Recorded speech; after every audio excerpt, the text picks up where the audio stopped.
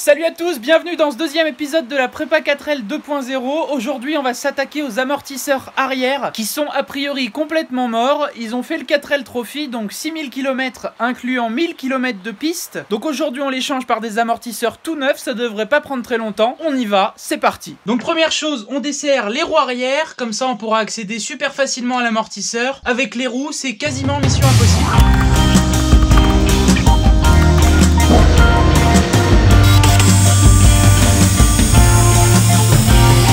Alors avant qu'on continue, je m'excuse déjà pour le bruit et la qualité de la vidéo. L'arrière de la voiture se trouve dans le coin le plus sombre de l'atelier où il y a le pont. J'éclaire un petit peu pour que vous voyez un peu mieux, mais je suis au max là. Voilà, je peux pas faire mieux pour le moment. Ensuite, il pleut des trompes d'eau toutes les 5 minutes, donc il se peut que le son soit légèrement altéré également par le bruit de l'eau qui tombe sur le toit. On fait les vidéos dans les conditions qu'on peut, hein. Allez, on continue. Donc sur une 4L c'est pas bien compliqué, l'amortisseur arrière est pris juste ici avec cet écrou qui a un boulon par l'arrière et juste au bout de l'amortisseur ici il y a un autre écrou, c'est juste le corps de l'amortisseur qui est relié. Donc des fois ce qui peut se passer c'est que l'amortisseur il tourne dans le vide quand on essaye de desserrer ça. Mais ce qu'il faut voir c'est que moi je les ai démontés il y a 6 mois les amortisseurs pour les changer par des neufs, donc les boulons devraient pas trop avoir de difficulté à se desserrer. Alors tous ces écrous c'est du 16 donc bon on prend ce qu'il faut et on desserre. Surtout si vous faites ça par terre, dans le gazon ou quoi, faites gaffe, à l'arrière de ce boulon il y a une rondelle, il vaut mieux la récupérer comme il faut. Là vous pouvez laisser l'écrou un petit peu, le temps de desserrer celui-là.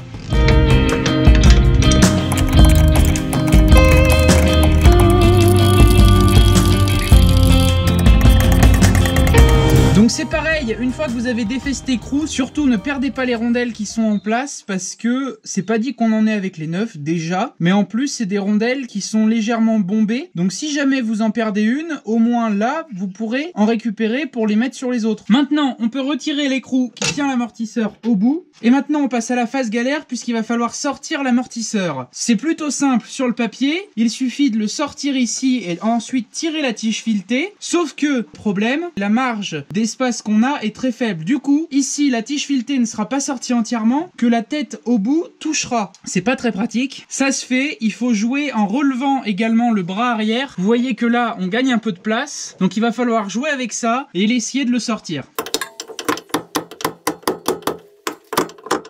L'avantage qu'on a avec ces amortisseurs qui sont des refabrications, c'est que la tête en haut est légèrement plus petite. Pour le sortir, c'est bien plus simple. Ceux d'origine, s'ils n'ont jamais été changés ou qu'ils ont été changés, les vôtres, dans les années 80 à 90, voire un peu après, années 2000, la tête est bien plus grosse et à sortir, c'est la vraie galère. Mais les nouveaux, ils y ont pensé, la tête est plus petite. Seul problème, il y a moins de cylindres blocs. Donc, c'est un certain compromis à faire, mais là, pour le coup, pour remplacer, c'est bien plus simple.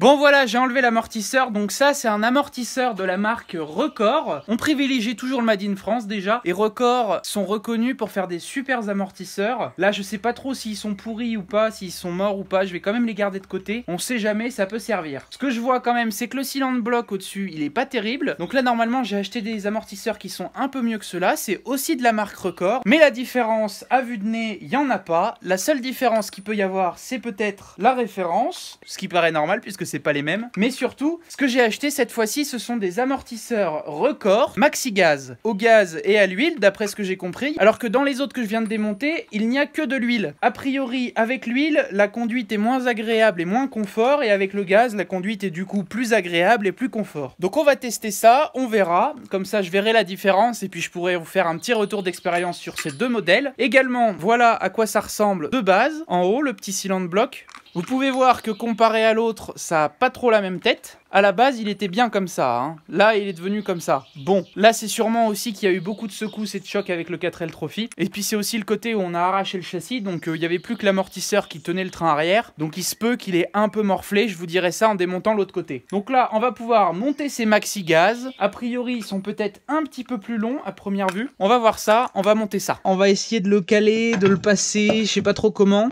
Il faut que ça rentre. Là le plus dur c'est d'arriver à plier l'amortisseur à chaque fois. Bon je crois qu'on va encore s'amuser pour les mettre. Il faut écraser ça, lever ça. De toute façon il n'y a pas le choix.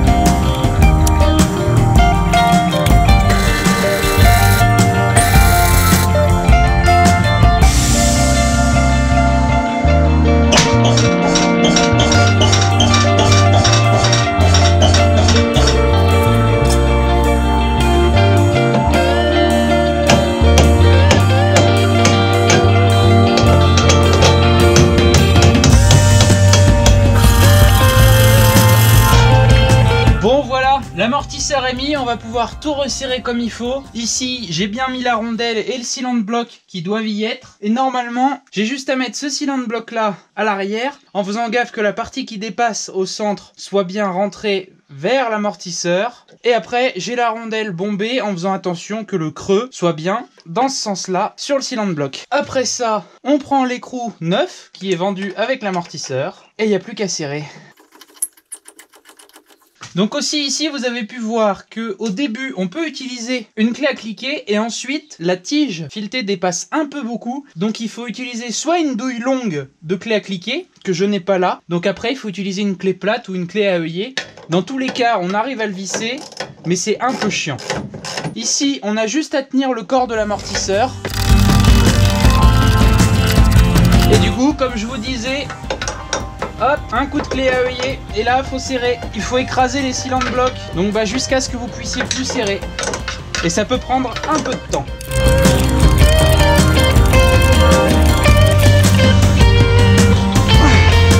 Voilà, donc là c'est serré, au moins à l'arrière, il n'y a pas besoin de serrer comme un bourrin, c'est un écrou frein filé et il y a les caoutchoucs qui travaillent. Le seul truc qu'il va falloir faire c'est vérifier si ça peut pas se resserrer un petit peu une fois que les caoutchoucs auront bien travaillé.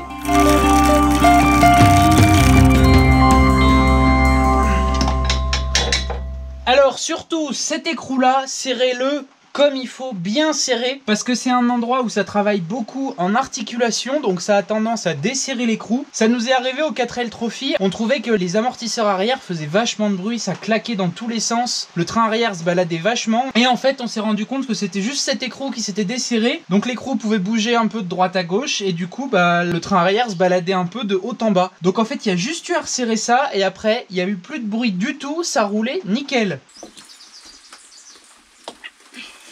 Mais donc là, l'amortisseur est remonté, il n'y a plus qu'à remettre la roue, et puis on peut attaquer l'autre côté bien sûr, parce que il faut changer toujours les deux amortisseurs, c'est important. Sauf en cas d'extrême urgence, mais c'est important de changer les deux en même temps.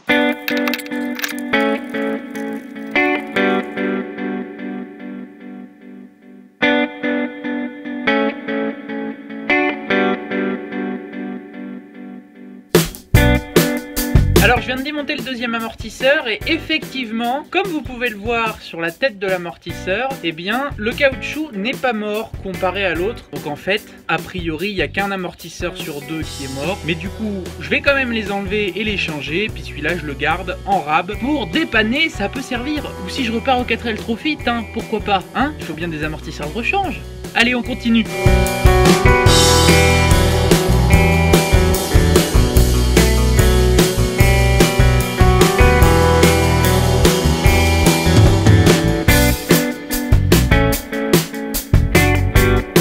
Voilà, l'amortisseur est bien remonté, il n'y a pas de souci, ça rentre tout seul. Donc la technique, c'est bien de mettre un bout de bois par-dessous le train et quand on redescend la voiture, eh ben ça lève le bras. Donc si jamais vous êtes au sol et que vous avez levé la voiture avec un cric, faut prendre un autre cric et relever le bras arrière pour pouvoir bien passer l'amortisseur comme il faut. Donc voilà, les amortisseurs sont tout beaux avec un joli autocollant, on s'en fout, mais c'est joli quand même. Donc là, c'est bien remonté, là aussi, j'ai plus qu'à remettre la roue. Et puis après, on va pouvoir aller faire un petit tour d'essai, voir si ça roule bien.